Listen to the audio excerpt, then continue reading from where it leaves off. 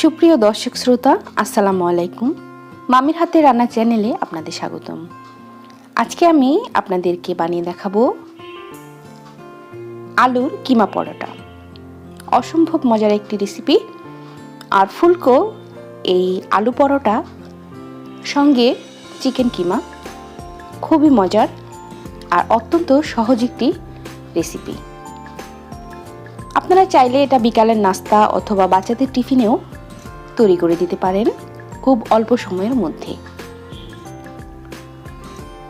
তো দর্শক শ্রোতা, আজকের এই পরোটার জন্য আমি নিয়েছি 3 টেবিল চামচ পরিমাণ পেঁয়াজ, 2 টেবিল চামচ পরিমাণ কাঁচা মরিচ কুচি, হাফ কাপ ধনেপাতা কুচি, আর পেঁয়াজের কলি নিয়েছি 2 টেবিল চামচ পরিমাণ। সবগুলো উপকরণ একটু মিহি করে কুচি করার চেষ্টা করবেন। গাজর নিয়েছি 2 টেবিল চামচ পরিমাণ, আর নিয়েছি বোনলেস চিকেন হাফ কাপ পরিমাণ, আর নিয়েছি 2টা মিডিয়াম আলু। মুরগি আর আলুটাকে আমি ভালো করে সেদ্ধ করে নিয়েছি। এখন এই আলুটাকে খুব ভালো করে ম্যাশ করে নিতে হবে। তো আলুটা ম্যাশ করা হয়ে গেছে। এখন আমি চিকেনের টুকরোটাকে ঝুরি ঝুরি করে আঙুল দিয়ে ছিঁড়ে নিচ্ছি। তো হাফ কাপ পরিমাণ চিকেন হয়েছে। এখন এই আলু আর চিকেনের সঙ্গে আমি কুচি করে রাখা সবগুলো উপকরণ মিশিয়ে নেব। এতে চিকেনের সঙ্গে বাচ্চাদের সবজিটাও খাওয়া হবে। দিয়ে দিচ্ছি স্বাদ মতো লবণ, অ্যাড করছি 1 চা চামচ পরিমাণ গরম মশলা গুঁড়ো, হাফ চা চামচ পরিমাণ ভাজা জিরে গুঁড়ো।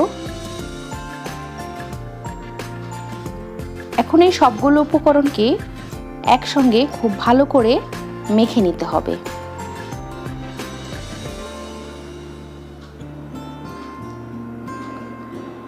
বেশ আঠালো হয়েছে মিশ্রণটা। তো আমি মিশ্রণটাকে মেখে নিয়েছি। এখন পরোটার জন্য নিচ্ছি 2 কাপ পরিমাণ আটা। আপনারা চাইলে ময়দাও ব্যবহার করতে পারেন। দিয়ে দিচ্ছি স্বাদ মতো লবণ, দিচ্ছি 2 টেবিল চামচ পরিমাণ রেগুলার রান্নার তেল, আর দিচ্ছি 1 টেবিল চামচ পরিমাণ চিনি। চিনিটা দেওয়াতে পরোটার স্বাদটা অনেকটাই বেড়ে যায়। তো এখন এই মিশ্রণটাকে খুব ভালো করে একটু কচলে মেখে নিচ্ছি, আর পরিমাণ মতো পানি দিয়ে একটি সফট ডো তৈরি করে নেব। নর্মালি আমরা বাসায় যেরকম পরোটা খাই ঠিক ওই রকমের পরোটার একটি ডো তৈরি করে নিতে হবে। তো আটাটা মাখা হয়ে গেছে। এটাকে আমি 5 মিনিটের জন্য একটু রেখে দিলাম। এতে করে আমার ডোটা সেট হয়ে গেছে। এখন আমি পরোটার একটি লেচি কেটে নিয়েছি।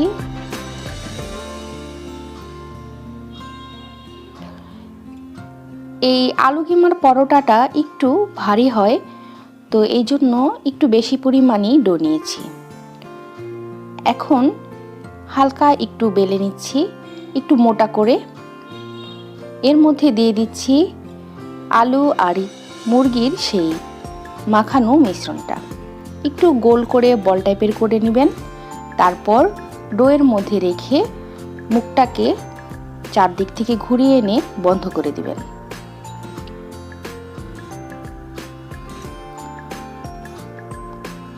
তো এখন সামান্য আটা দিয়ে আমি এটাকে হালকা হাতে বেলে নেব। মনে রাখতে হবে বেশি চাপ দিয়ে বেলা যাবে না, তাহলে কিন্তু আমাদের ভেতরের যে পুরটা আছে সেটা বেরিয়ে যাবে। খুব হালকা করে একটু ঘুরিয়ে সময় নিয়ে আপনারা পরোটাগুলো বানিয়ে নেবেন।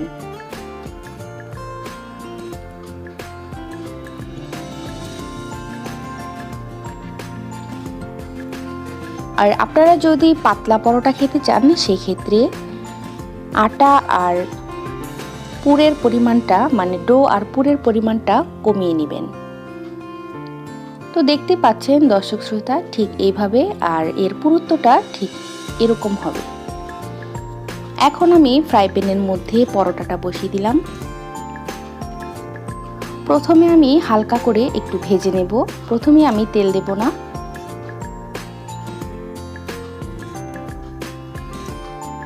পরোটা দিয়ে সঙ্গে সঙ্গে তেল দিলেই পরোটাটা ফুলতে চায় না, তো হালকা একটু ভেজে নিয়েছি। এখন আমি দিয়ে দিচ্ছি পরিমাণ মতো সয়াবিন তেল। আপনারা ঘি অথবা মাখন দিয়েও পরোটাটা ভাজতে পারেন। তো দেখতে পাচ্ছেন দর্শক শ্রোতা, আমার পরোটাটা ফুলে উঠছে, বেশ ফুলকো হয়েছে মাশাআল্লাহ। তো দর্শক শ্রোতা, আমার পরোটাটা তৈরি হয়ে গেছে, ভাজা কমপ্লিট। তো এইভাবেই আমি সবগুলো পরোটা বানিয়ে নিয়েছি। আপনারাও এভাবেই খুব সহজেই অল্প সময়ের মধ্যেই এই দারুণ মজার পরোটাটা বানিয়ে ফেলতে পারেন। তো দর্শক শ্রোতা, আপনাদেরকে আমি একটি পরোটা একটু ছিঁড়ে দেখালাম ভেতরটা কেমন। ভেতরটা মাশাআল্লাহ অনেকটাই সুন্দর আর ভিতরে কিমায় ভরপুর। তো দর্শক শ্রোতা, আমার আজকের এই রেসিপিটি আপনাদের যদি ভালো লেগে থাকে আমার চ্যানেলটাকে অবশ্যই সাবস্ক্রাইব করবেন, লাইক কমেন্ট শেয়ার করবেন। আর এই অসাধারণ স্বাদের পরোটাটা বাসায় একবার হলেও ট্রাই করে দেখবেন।